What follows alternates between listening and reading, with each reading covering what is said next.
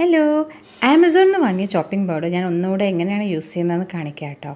അപ്പോൾ ഞാനിവിടെ സാൻഡ്വിച്ച് ഉണ്ടാക്കിക്കൊണ്ടിരിക്കുകയാണ്. ഇതുപോലെ സാൻഡ്വിച്ചൊക്കെ ഉണ്ടാക്കാനൊക്കെ നല്ല ഒരു അടിയിൽ പ്ലേറ്റ് വെക്കുന്നതിന് പകരം ഇങ്ങനെ നല്ല സ്പേഷ്യസ് ആയിട്ട് ഈ ഒരു ചോപ്പിംഗ് ബോർഡിൻ്റെ മുകളിൽ വെച്ചിട്ട് നമുക്ക് സെറ്റാക്കാൻ പറ്റും.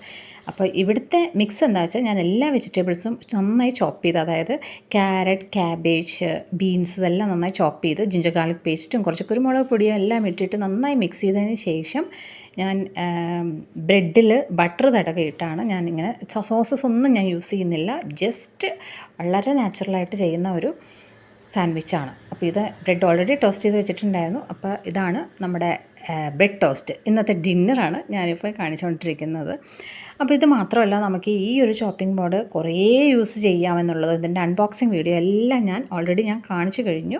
അപ്പോൾ ഞാൻ എങ്ങനെയൊക്കെയാണ് ഇതിനെ മാക്സിമം യൂസ് ചെയ്യുന്നതെന്നുള്ളതാണ് ഞാൻ കാണിക്കുന്നത്. ഇത് മാത്രമല്ല, ഇത് ക്ലീൻ ചെയ്യാനും വളരെ ഈസിയാണ്.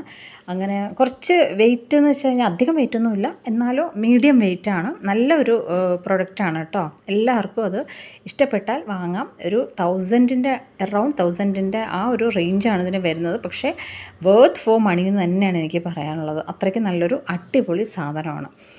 അപ്പോൾ ഇതിൽ ചോപ്പ് ചെയ്ത് കഴിഞ്ഞാൽ അതിൻ്റെ സ്റ്റെയിൻസ് അല്ലെങ്കിൽ അതിൻ്റെ ആ സ്ക്രാച്ച് വീഴുമെന്ന് ചോദിച്ചു കഴിഞ്ഞാൽ ലൈറ്റായിട്ടൊക്കെ വീഴുന്നുണ്ട്. വീഴാതിരിക്കുകയൊന്നുമില്ല. നമ്മൾ കട്ട് ചെയ്യുമ്പോൾ അതിൻ്റെ ആ പ്രഷർ കൊടുക്കുന്നതനുസരിച്ചിരിക്കും അതിൽ ലൈൻസ് വീഴുന്നത്.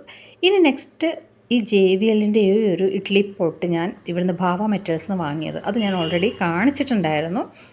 ഇടിയപ്പം ഉണ്ടാക്കുന്നത് കാണിച്ചിട്ടില്ല. ഞാൻ ഇഡ്ഡലി ഉണ്ടാക്കിയതാണ് കാണിച്ചത്. അപ്പോൾ ഇന്ന് ഞാൻ ഇടിയപ്പവും മുട്ടക്കറിയാണ് ഉണ്ടാക്കുന്നത്. ഇതിൽ നമുക്ക് ദോക്ല ഉണ്ടാക്കാം, പിന്നെ തട്ടിഡ്ഡലി ഒക്കെ ഉണ്ടാക്കാൻ പറ്റും. നല്ല ഒരു, പക്ഷേ കുറച്ച് ഹെവിയാണ്.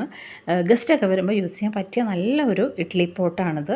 ഇഡ്ഡലിയൊക്കെ സ്ക്വയർ ഷേപ്പിൽ, അതും ഈ ഇടിയപ്പം ഒക്കെ സ്ക്വയർ ഷേപ്പിൽ കിട്ടുന്നത് കൊണ്ട് കുറച്ചൊരു ഡിഫറെൻ്റായിട്ട് നമുക്ക് തോന്നും. കുട്ടികൾക്കൊക്കെ ഭയങ്കര ഇഷ്ടമാവും ഇതിൻ്റെ ഈ ഷേപ്പും എല്ലാം കാണുമ്പോൾ. പക്ഷേ അത് വാഷ് ചെയ്യാനൊക്കെ കുറച്ച് നമ്മൾ ഈസി ഹാൻഡ്ലിങ് അല്ല, അത് കുറച്ച് ബുദ്ധിമുട്ടുണ്ട്. പിന്നെ അടി തെറ്റിയാൽ ആനയും വീഴും എന്നുള്ള ഒരു പ്രോവർബ് കേട്ടിട്ടുണ്ടോ? എന്നാൽ അതിപ്പോൾ കണ്ടോളൂ കേട്ടോ.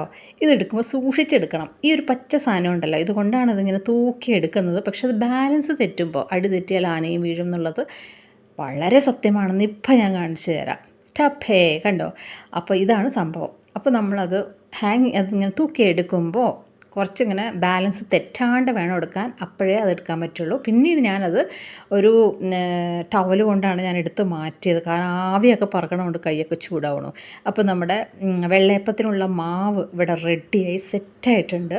നന്നായി പൊങ്ങി വന്നു. പക്ഷേ ഇത് റെഡിമെയ്ഡ് മാവായതുകൊണ്ട്, നമ്മൾ വീട്ടിൽ അരയ്ക്കാത്തത് കൊണ്ട് അതിൻ്റേതായ ബുദ്ധിമുട്ടുകൾ ഞാൻ ഫേസ് ചെയ്യേണ്ടി വന്നു. അപ്പോൾ മാവ് സെറ്റാക്കിയതിനെക്കുറിച്ച് ഞാനിതിവിടെ കാണിക്കാനുള്ള കാരണം, തൊട്ടടുത്തുള്ള ഈ റൈസ് ബക്കറ്റിനെ ഞാൻ എങ്ങനെ യൂസ് ചെയ്യുന്നു എന്നുള്ളത്, ഇതിൻ്റെയും അൺബോക്സിങ് വീഡിയോ ഞാൻ ഓൾറെഡി കാണിച്ചിട്ടുണ്ടായിരുന്നു.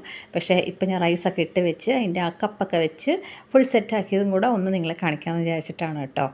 ഇനി ഈ വെള്ളയപ്പം അത്ര ശരിയായി വന്നില്ല കേട്ടോ. പത്തിരിയാണോ വെള്ളയപ്പമാണോ എന്നൊരു കൺഫ്യൂഷൻ. വെള്ളയപ്പത്തിൻ്റെ രൂപവും പത്തിരിയുടെ ടെക്സ്ചറുമാണ് എനിക്ക് ഈ വെള്ളയപ്പത്തിന് കിട്ടിയത്. റെഡിമെയ്ഡ് ആയാലും അങ്ങനെയൊക്കെ തന്നെയാണല്ലോ, നമ്മൾ തന്നെ അരച്ചാലേ അതിന് സോഫ്റ്റ്നെസ് കിട്ടുള്ളൂ.